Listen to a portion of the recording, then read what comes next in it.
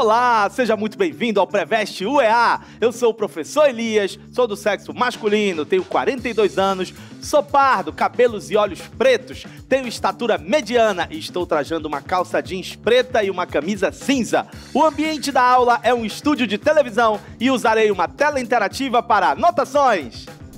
A nossa aula de hoje é sobre resistência e protagonismo indígena. A gente vai trabalhar a importância da resistência e do protagonismo dos povos originários na luta pela sua existência, no decorrer do processo colonizador.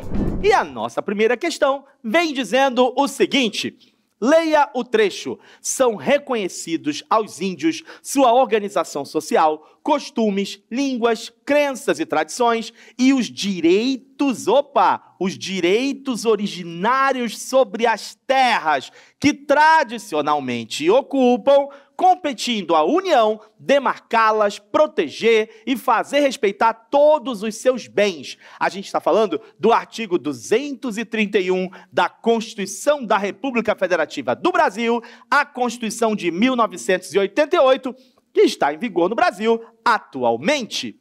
E aí vem a pergunta: sobre o citado artigo, pode-se afirmar que... Bom, a gente está vendo aqui que o artigo ele está trazendo essa ideia de que aos indígenas deve ser assegurado o direito sobre as terras que tradicionalmente eles ocupam, o direito à manutenção dos seus costumes, das suas línguas, das suas crenças, das suas tradições. O que será que isso significa e qual será o impacto disso? Vamos ver as questões? Olha só, a letra A diz: representa um retrocesso em relação aos direitos assegurados em constituições e leis vigentes anteriormente. Retrocesso? Retrocesso não, porque as leis anteriores, elas não vinham trazendo todo esse leque, né, de possibilidades para que os direitos dos povos indígenas fossem assegurados. Então a gente vê que a Constituição de 1988, ela traz um marco super importante, até porque é uma Constituição que vem no contexto da redemocratização do país. É uma Constituição que vem trazendo as demandas de vários grupos, vem trazendo discussões que eram discussões históricas do nosso país, e a discussão sobre a questão indígena é uma discussão histórica. Durante boa parte da nossa história, os povos indígenas não tiveram assegurados os seus direitos, e isso vem com a Constituição de 1988, trazendo isso aí, reforçando isso aí. Então não é um retrocesso, pelo contrário, é um avanço em relação ao que acontecia anteriormente na história do Brasil.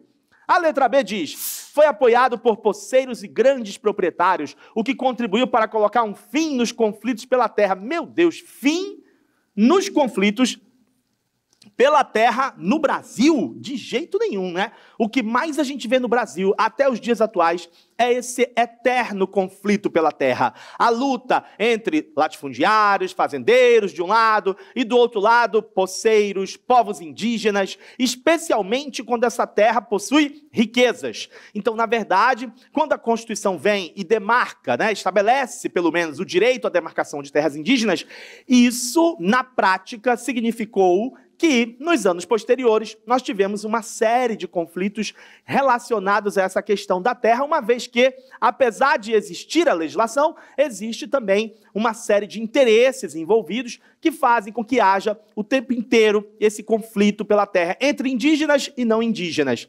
A letra C fala de um descontentamento. Gerou descontentamento entre os povos indígenas, uma vez que os seus direitos não foram respeitados. É exatamente o contrário. Os direitos dos povos indígenas estão sendo assegurados por esse artigo da Constituição Federal, então é exatamente o contrário. E a próxima: chocou-se com poderosos interesses, uma vez que algumas áreas são ricas em minérios e madeira. Opa! Essa aí tá bonita pra gente, essa aí tá super legal. A gente vai deixar essa daí, ó, de stand-by, porque ela tá bonita, exatamente isso. Nós temos uma série de interesses que envolvem essas terras. São terras que possuem áreas para serem exploradas e, por conta disso, há uma série de conflitos que envolvem essa questão. A letra E fala: não entrou em vigor, pois a União não dispõe de verbas suficientes para realizar o processo de demarcação. Bom, na verdade, entrou em vigor sim. Nós ainda não temos todas essas áreas completamente demarcadas, mas nós temos todo um avanço, né? Até porque a Constituição ela não assegura somente a questão das terras indígenas, mas ela assegura também a questão dos quilombolas, a questão dos povos tradicionais que habitam determinadas áreas e que tem esse histórico aí com a questão dos quilombos na época do Brasil colonial.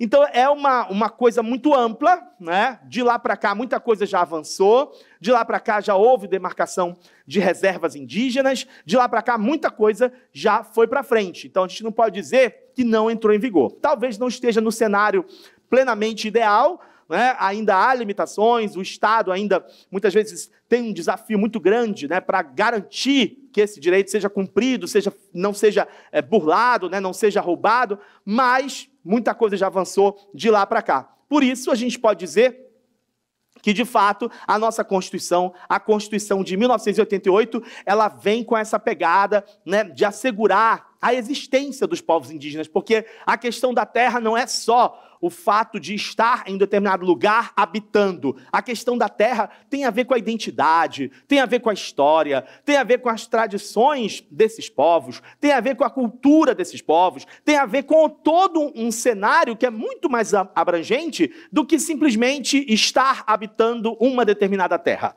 E aí, por isso, existe toda uma discussão sobre essas terras, quando o artigo diz tradicionalmente ocupadas, e mais recentemente, no Brasil, na história política do Brasil, houve toda uma discussão sobre a questão do marco temporal, porque muitos grupos estavam argumentando se essa Constituição deveria ser cumprida somente sobre as terras que historicamente esses povos indígenas ocuparam, ou apenas considerando as terras que eles estavam ocupando na época em que a Constituição foi promulgada, né, em 1988. Então, essa discussão sobre o marco temporal é uma discussão super atual também sobre essa questão relacionada às terras indígenas e ao direito, né, dos povos indígenas de terem essas terras demarcadas. Logo, nós vamos para essa que nos diz que chocou-se com poderosos interesses, uma vez que algumas áreas são ricas em minérios e madeira. Né? Então, é exatamente isso, é a luta, muitas vezes, entre os povos indígenas e madeireiros, entre os povos indígenas e mineradores, para que essas terras sejam asseguradas, sejam defendidas. Beleza? Show de bola? Agora nós vamos para a nossa próxima questão. E a próxima questão diz: nossos homens o perseguiram e o procuraram nos dias precedentes pelas aldeias de seus aliados, o bárbaro e infiel Ajuricaba. Olha, isso aqui é interessante, hein?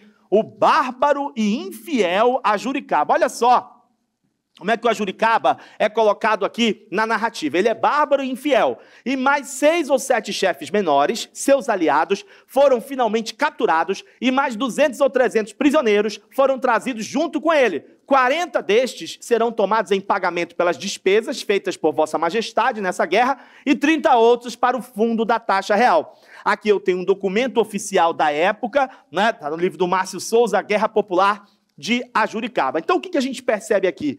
Existe uma narrativa, né, em torno do Ajuricaba. Ele é descrito como bárbaro, ele é descrito como infiel. E aqui a gente está nesse contexto, nesse cenário de guerra contra essa tribo, né? De guerra dos colonizadores contra essa tribo. E aí a pergunta vem: o texto retrata o desfecho da revolta da tribo dos Manaós, liderada por Ajuricaba, revelando a visão dos brancos sobre os nativos da região amazônica, que eram considerados... Não, quando o texto vem e fala do Ajuricaba como bárbaro, como infiel, né, como é que isso expressa o pensamento dos colonizadores em relação a esses nativos da região amazônica? Vale ressaltar que essa questão da guerra aí do Ajuricaba, houve todo um cenário, né? Naquela época, os colonizadores estavam avançando na questão das expedições de resgate, havia uma carência de mão de obra indígena por causa dos próprios maus tratos que eram feitos aos indígenas, as epidemias que geravam um extermínio indígena, e os colonizadores começaram uma série de expedições de resgate aqui na região do Rio Negro. Só que os Manaós começaram meio que a atrapalhar essas expedições de resgate e fazer uma barreira humana. Resultado, os colonizadores solicitam autorização da coroa portuguesa para guerrear contra essa tribo, abre-se uma devassa, que é um processo investigativo, e eles são considerados culpados de infidelidade junto à coroa portuguesa por eles estarem fazendo comércio com os holandeses da Guiana. E aí findou que veio depois a autorização para fazer a guerra justa com eles, mas demorou pra caramba, e findou que os colonizadores já acabaram botando para cima dos Manaós, e nesse conflito acabaram capturando o Ajuricaba, e segundo a versão oficial, quando ele estava sendo levado para Belém, ele acabou se jogando no rio, mas tem toda uma controvérsia, né, se não mataram ele ou se ele realmente se jogou no rio. O fato é que a pergunta nos diz como é que eles eram vistos, né? Como é que é a visão dos brancos sobre esses nativos? Eles eram guerreiros audazes? Eles eram guerreiros facilmente manipulados por um líder em busca de vantagens pessoais? É desse jeito que o Ajuricaba está sendo descrito? Não. Ele está sendo descrito como um povo ignorante, selvagem, afastado da palavra divina e adoradores de ídolos pagãos. Você vê que ele é apresentado como bárbaro e como infiel, né? Ele não está entrando muito no terreno da questão religiosa nesse momento aí, embora ela vai existir, mas no caso do Ajuricaba ele vai ser considerado culpado por infidelidade diante da coroa portuguesa, né? É o resultado do processo de devassa que foi aberto contra essa tribo.